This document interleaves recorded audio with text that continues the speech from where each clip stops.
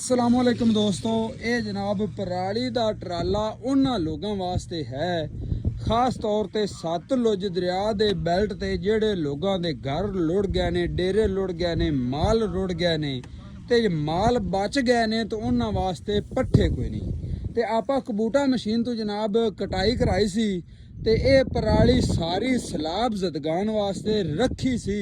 आपां मुकामी लोगों नूं इथों पराली चक्कण नहीं दित्ती। अज जनाब भाईरां नूं बुला लिया, उन्होंने आख्या भी तुसी जड़ा ना ट्राला लै आओ तो ट्राले भर भर ते लै जाओ। भाई उन्हें कोई 7-8 बंदे रल गए ने घर ते इकट्ठा जनाब हुण ट्राला इथों पहला भर ते लई जांदे ने।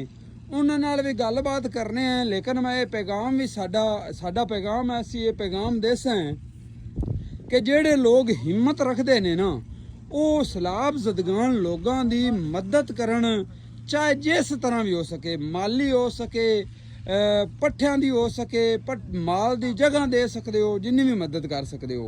क्योंकि ये वो लोग ने अपने नाल दे जिमीदार ने, किसान ने, जेड़े लोग शाम नूं तां अल्लाह दी आस ते अल्लाह दे सपुरद करते आदा वाही माल सारा अल्लाह दे सपुरद करके सुते ने ते करोड़पति है गए सी। और जदों सुबह उठे ने ते नंग बड़ंग होए पैसी, माल लोड़ गए, मुंजी लोड़ गई, पट्ठे लोड़ गए, तूड़ी लोड़ गई। ते भाई नाल गलबात करने हैं जी। अस्सलाम वालेकुम जी। भाई जी की हाल है?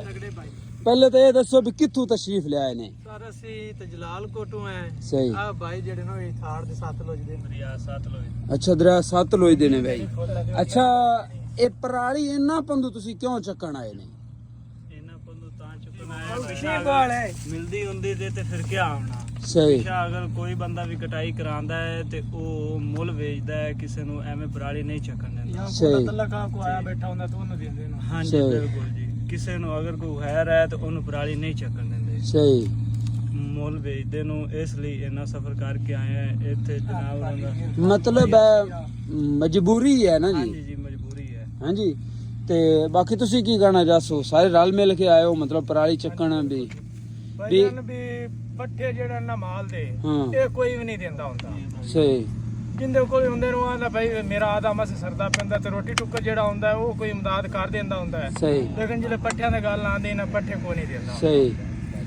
कि वैसे जेड़ा ना चाहिदा है कि जिन्नी भी इमदाद हो सके इन्हां लोगों की करनी चाहिए, क्योंकि ये भी कल नूं दरिया तो पहले आवन तो पहले साडे वर्गे ही है। इन्हां दी मुंजी एवें खड़ी सी, इन्हां दे माल भी एवें खुशहाल सी, लेकिन वो रब दी कीती अपने ते भी आ सकती है। ते एहसास होना चाहिए